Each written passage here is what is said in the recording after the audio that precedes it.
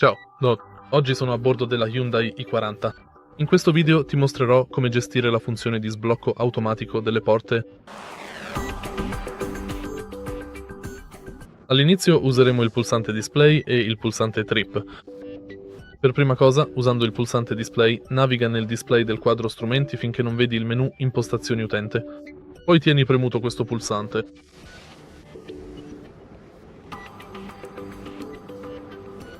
Ora, usando il pulsante display possiamo muoverci nel menu e, usando il pulsante trip, possiamo entrare nella sezione desiderata.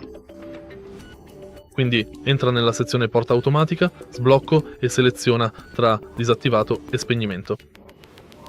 Confermi la tua scelta premendo il pulsante trip. E questo è tutto. Se hai trovato utile questo video, lascia un like, un commento e iscriviti al canale.